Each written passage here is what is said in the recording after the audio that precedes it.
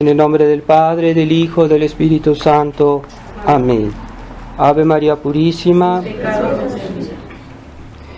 Estimados hermanos, estimados fieles,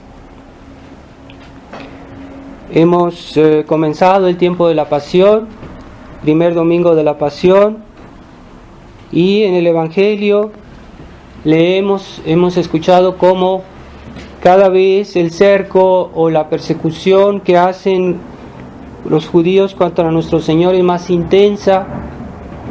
No solo es incredulidad, sino también persecución. Y nuestro Señor se ve que su alma está cada día más angustiada por ver toda esta ceguedad, esta maldad hacia su persona. Y hacia su Padre, porque Él era enviado por su Padre eterno para hacer esta misión. Y ya desde el comienzo de la vida pública de nuestro Señor se veía que había un rechazo, que había una incredulidad, pero cada vez esta incredulidad se fue haciendo más fuerte, más agresiva, más malvada. Y nuestro Señor, ya sabiendo lo que iba a pasar, trató de preparar a sus apóstoles con muchas palabras, incluso con milagros, para que ellos en ese momento no se desanimaran y no perdieran la fe. Y eso que vivió nuestro Señor en su carne, Él siendo la cabeza de la Iglesia, siendo el fundador de la Iglesia, la cabeza de la Iglesia, tenía que renovarse también en sus miembros, porque ¿cómo queremos ser miembros de Jesucristo si no seguimos su ejemplo, si no seguimos sus virtudes? Y así que esa persecución de nuestro Señor se renueva en los miembros, en nosotros, de alguna manera. Y en la historia siempre se ha visto eso. En la historia de la Iglesia siempre ha habido persecuciones. La Iglesia nunca ha vivido momentos de una paz absoluta.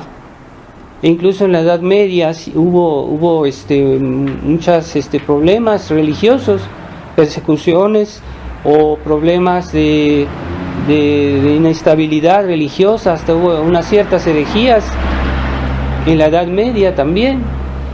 Pero es cierto que si relativamente la Edad Media fue un tiempo de prosperidad, ciertamente para la Iglesia, pero hubo también una decadencia, una persecución cada vez más cerrada de los enemigos de la Iglesia contra la Iglesia, la masonería, el judaísmo, las sectas, protestantismo, y la Iglesia cada día se ve como si estuviera rodeada, como si estuviera acosada por sus enemigos.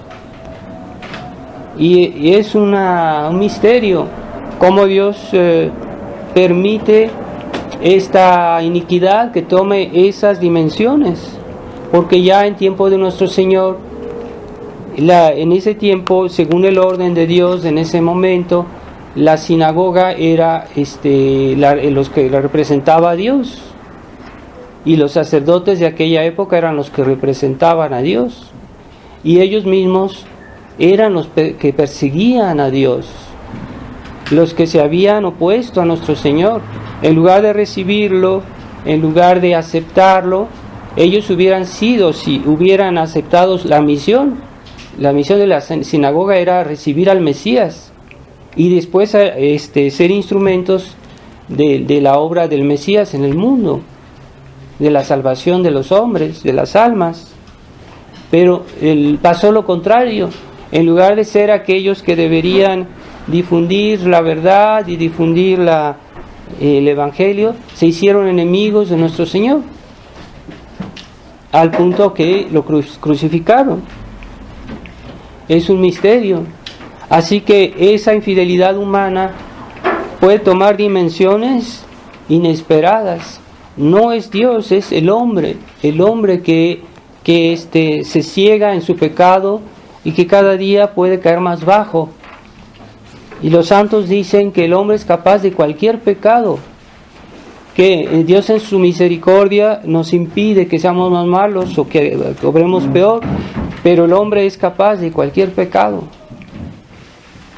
Así que debemos reflexionar sobre ese hecho en la vida de nuestro Señor, que se renueva en la iglesia, se renueva en nosotros, y hoy es mucho más visible, porque es la iglesia verdadera, o aquellos que buscan salvar la iglesia verdadera, que son perseguidos no solo por el mundo, que a lo largo de varios siglos el mundo cada día ha renovado nuevos errores en esa infidelidad, protestantismo, liberalismo, comunismo, materialismo, etcétera, y todas las errores que han salido, falsas religiones que han nacido inspirados por el diablo para destruir a la iglesia, para impedir que las almas se salven, y todo eso es obra del demonio para que destruir la iglesia. Entonces esa persecución que viene de siglos se hace cada día más fuerte, al punto que, como en tiempo de nuestro Señor, pues son incluso los ministros de Dios que colaboran y que han introducido en la iglesia la ideología del mundo, el liberalismo, el ecumenismo, que es una forma de introducir la mentalidad masónica en la iglesia. Eso es el ecumenismo, y eso ha sido como idealizado en este Concilio Vaticano II. Es hoy un modelo en el mundo, ¿no? El ecumenismo, el Vaticano II, esa persecución dentro de la iglesia por los mismos miembros de la iglesia, por las autoridades de la iglesia. ¡Qué misterio! Así como fue Anás y Caifás que condenaron a nuestro Señor, ellos lo condenaron. Así hoy son los hombres de iglesia que renuevan en cierta manera esa infidelidad dentro, como ministros infieles a su misión, porque Dios Él respeta hasta cierto punto la libertad de sus criaturas y no quiere obligar por la fuerza a que seamos buenos, y Él nos da todos los medios y todas las razones y toda la ayuda posible para que seamos buenos, pero a veces los hombres ni así quieren aceptar. Entonces Dios no forza la voluntad de los hombres de iglesia no, para que hagan el bien, para que hagan las cosas como deberían ser, como la hicieron todos sus antecesores en la historia de la iglesia.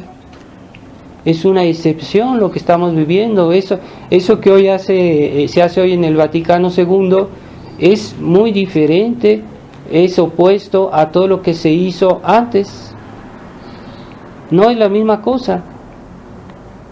Hoy se ve estas reuniones ecuménicas como una maravilla, y Pío XI las había condenado como un error, como una cosa gravísima que favorece la herejía. Pío XI, entonces, ¿quién tiene razón? ¿A quién vamos a escoger? Y así dentro de la misma iglesia se introdujo el mal, la iniquidad, y al punto que nosotros como católicos, simplemente católicos, que digan que somos tradicionalistas, sí, pero es que la iglesia católica es esencialmente una tradición, es de sí una tradición. Todas las verdades, todos los tesoros de la iglesia nos han sido transmitidos desde siempre. Es una tradición la iglesia. Entonces somos católicos sencillamente, y tratamos de difundir y de conservar esa verdad, esa tradición de la iglesia, esos tesoros espirituales que nos los quieren arrancar, de nuestras casas, de nuestras familias, de nuestros niños. Les quieren arrancar de su corazón la verdadera fe.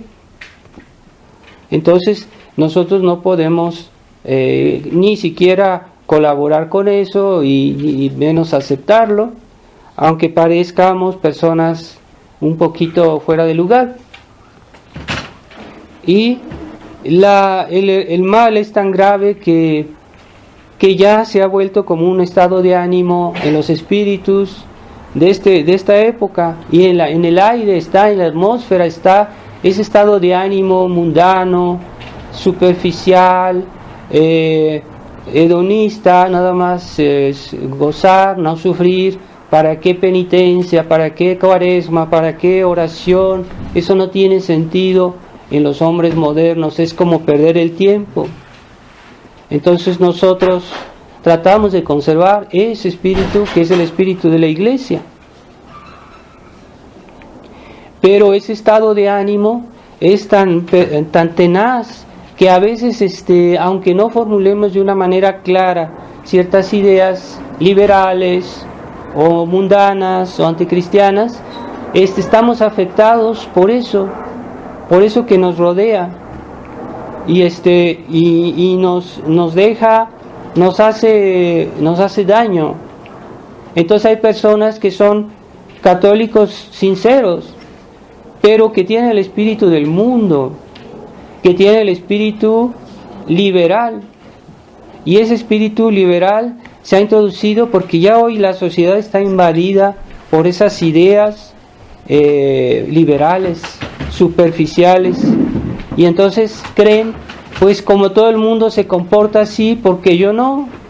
Hoy las familias educan a los niños de una manera liberal, ya los niños no obedecen, ya los niños hacen lo que quieren, ya los niños mandan. Entonces, pues todo el mundo hace así, pues nosotros también, entonces no vamos a hacernos los singulares, porque hoy la sociedad es así. Pero no, es que esta sociedad está mal. Y tenemos el testimonio de la iglesia. Así que cuando hay que escoger entre lo que Dios dice y lo que dice el mundo, lo que dice la gente, lo que dice el mundo, que fuera todo el mundo, pues hay que escoger lo que Dios dice, porque Dios no se equivoca. ¿Acaso en tiempo de Sodoma y Gomorra, Lot que vivía entre ellos, que era un hombre bueno, acaso se puso a escuchar ahí a la gente de Sodoma y Gomorra, porque eran la mayoría, porque todos vivían así y porque todo el mundo hacía así? Esa es la tentación, es muy fácil, y generalmente las personas se dejan influenciar porque todos lo hacen así o porque todos lo dicen. Entonces debemos saber escoger, y el testimonio de Dios, aunque sea el de uno solo, vale más que lo que digan todos los hombres juntos. No nos dejemos impresionar por las habladurías de la gente, por los desprecios que nos puedan hacer, por que nos miren así como personas extrañas, personas un poquito fuera de lugar. No nos dejemos impresionar por eso, porque quien tiene a Dios tiene todo. Y el día del juicio, Jesucristo solo va a juzgar a toda la humanidad y no les va a decir, ¿qué piensas tú de esto? A ver qué te parece, o vamos a ver qué piensan todos, ¿verdad? Nuestro Señor no es democrático, Él es Dios, autor, creador de todas las cosas, quien dio a los hombres todo lo que son. Entonces Él solito va a juzgar y Él va a condenar y Él va a dictaminar qué es lo que hay que pensar de cada persona.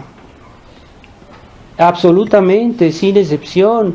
En toda nuestra vida, todos nuestros actos serán juzgados por Jesucristo. Es un monarca nuestro Señor, en el pleno sentido de la palabra. Pero es bueno, gracias a Él, que Él es bueno. Entonces, a pesar de su grandísima autoridad, su grandísimo poder, Él nos quiere salvar. Pero debemos reconocer nuestro lugar de criaturas, nuestro lugar si dijéramos que somos esclavos, no sería falso, porque pues Dios nos creó, nos dio todo, Él puede exigir todo, pero lo que quiere es hacernos sus hijos, lo que Él quiere es enriquecernos, lo que quiere Él es salvarnos, pero debemos aceptar que Él es Dios y debemos obedecer en todo. Aunque sí, Dios también no nos quiere oprimir, nos quiere hacer felices, pero en esta vida sí ciertamente nos pide esfuerzos y a veces muy grandes. Entonces, como decía, este espíritu que está latente, está en la atmósfera de nuestra época, de todas las personas que conocemos, y ya han adquirido ese pliegue liberal, y aunque no formulen de una manera directa las ideas liberales, racionalistas, materialistas, pero viven así, y realmente se tiene esa mentalidad.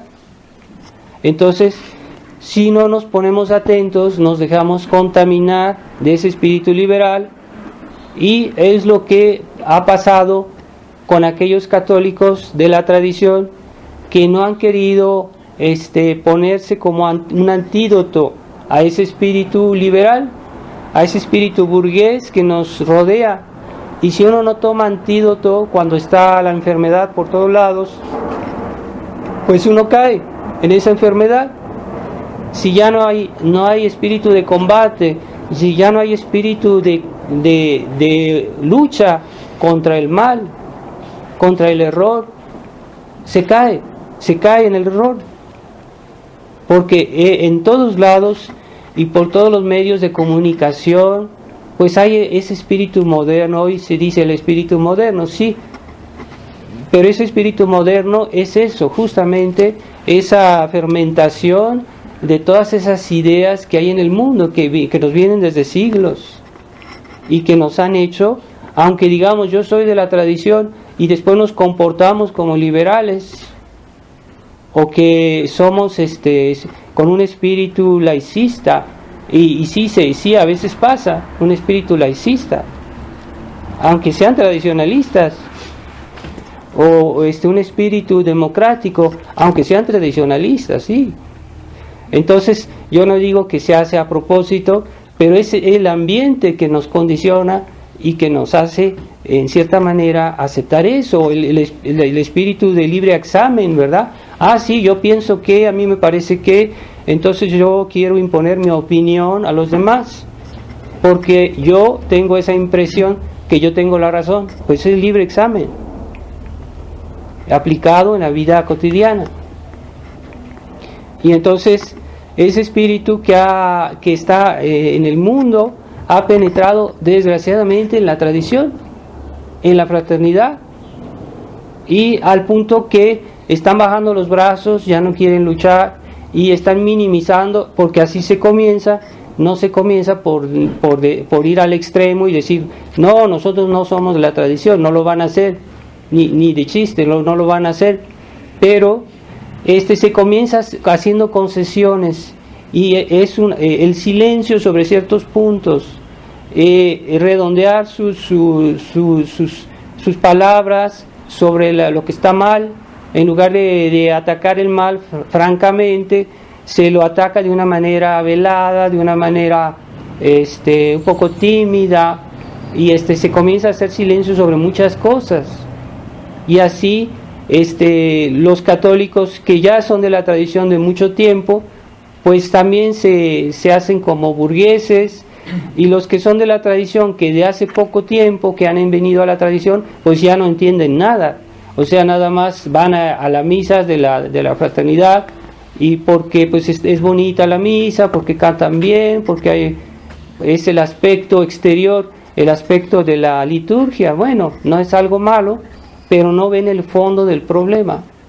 Entonces, esos tradicionalistas que se acercaron a la tradición desde hace poco tiempo, les cuesta mucho trabajo comprender lo que está pasando en la fraternidad, y casi imposible que lo entiendan.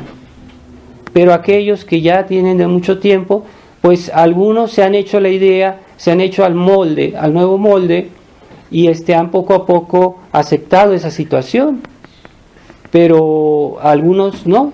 Gracias a Dios, como nosotros no aceptamos ese nuevo molde, que, como decían otra vez, yo no reconozco a la fraternidad como era en vida de Monseñor Lefebvre, que yo estuve con él en el seminario, que lo conocí, que hablé con él, que escuchaba sus sermones, y que vivía el ambiente del seminario de Con en esa época.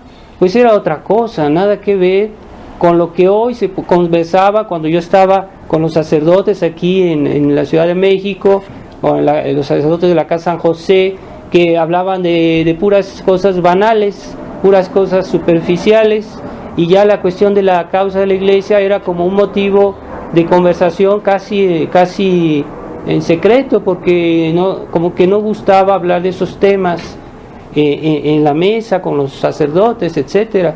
Y si se hablaba de una manera muy general, no se iba al detalle, no se iba al grano.